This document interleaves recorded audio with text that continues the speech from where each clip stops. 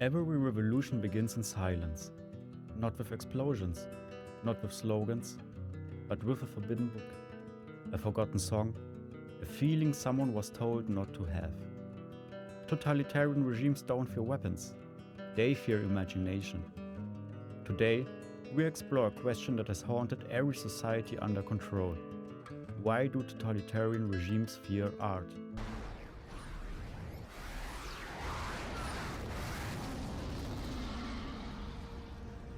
People should not be afraid of their governments. Governments should be afraid of their people.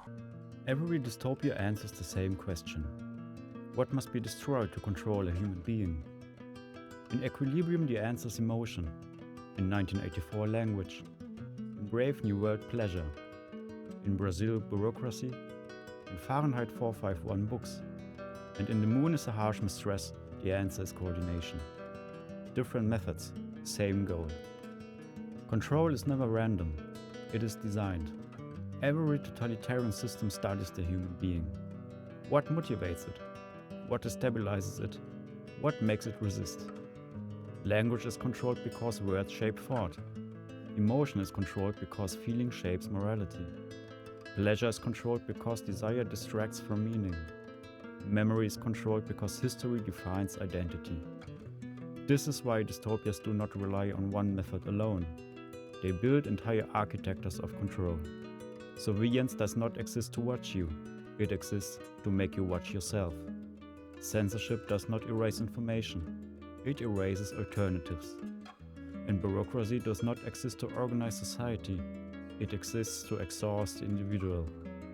When every action requires permission, resistance becomes a logistical nightmare.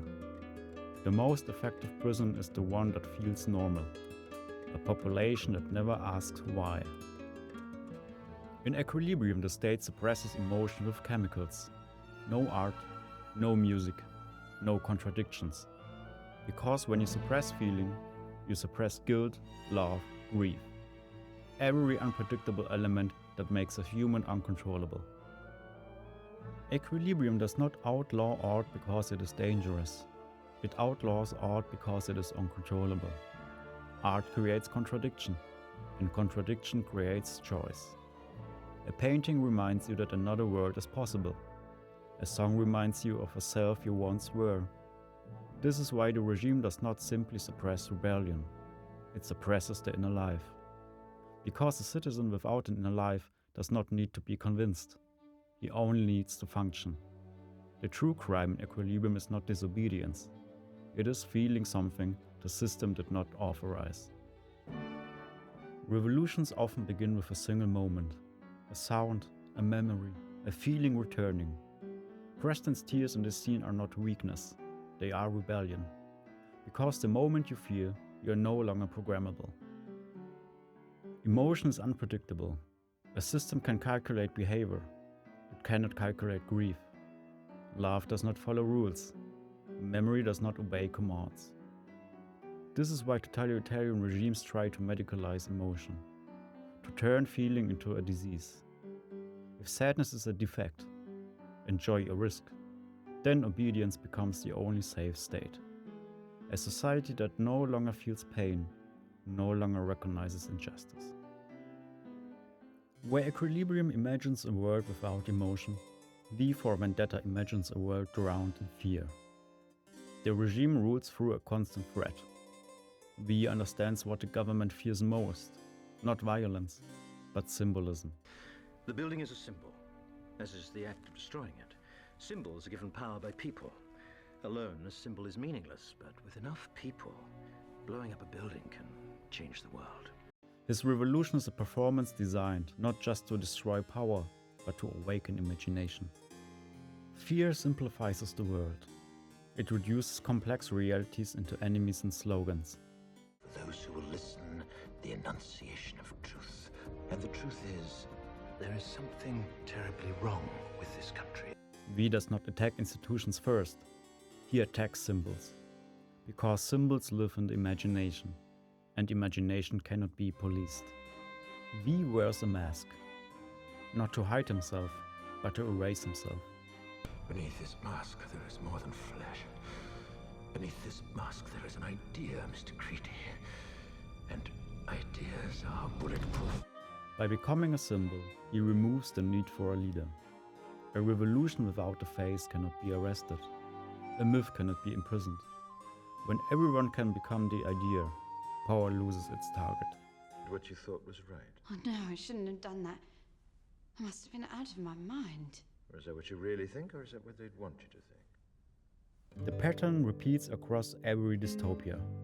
When the state fears truth, it burns books.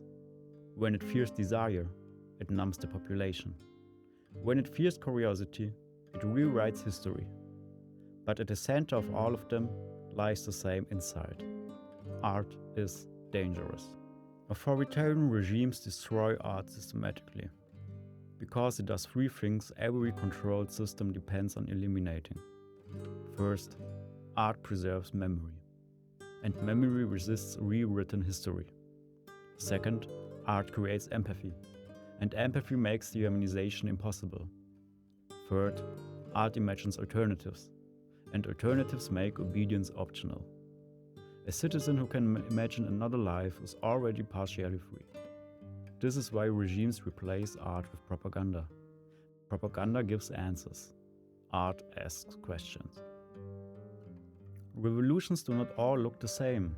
Some begin with fury, some with courage, some with truth. Karl Marx never led an army. He changed how power itself was understood. Rosa Luxemburg believed that freedom only exists where disagreement is allowed. Martin Luther King showed that moral clarity can be more powerful than violence. Simone de Beauvoir revealed that oppression does not begin with laws, but with the stories a society tells about identity. Che Guevara became a symbol, not because he won, but because he refused to submit. Edward Snowden showed that in a digital age, information itself can be an act of rebellion. Julian Assange revealed a different kind of revolution, one where transparency becomes a threat to power. Different paths, different methods, the same underlying force, the refusal to accept the world as it is. Authoritarian systems can kill a body, burn a library, silence a voice, but they cannot kill an idea, because ideas do not live in one place. They move through memory, through stories, through symbols. A body can be imprisoned, an idea spreads. This is why totalitarian powers fears martyrs. Because martyrdom transforms repression into meaning. It turns fear into memory, and memory into resistance. In equilibrium, the system collapses the moment emotion returns. Not because the regime loses power, but because it loses legitimacy. In V for Vendetta, the final act is not the explosion. It is the crowd. Because power is not overthrown when buildings fall. It is overthrown when belief collapses. Every authoritarian system survives on one illusion, that it is eternal.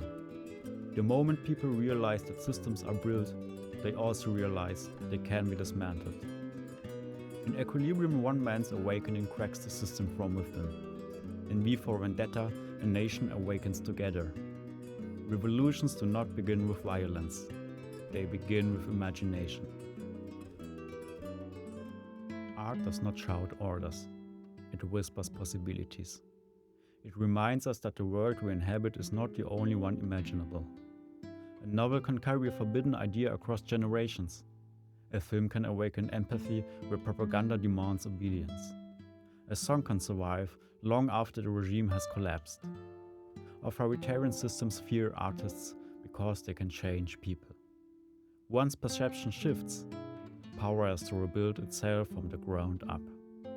This is the quiet truth behind every failed dictatorship.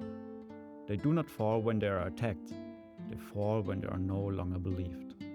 And belief begins in imagination. Art is where imagination is trained, where we learn to fear, to doubt, to remember. And once a human being remembers that they are more than a function, no totalitarian regime in history has ever survived what comes next. This is why every dystopia fears art, and why art is always the beginning of freedom.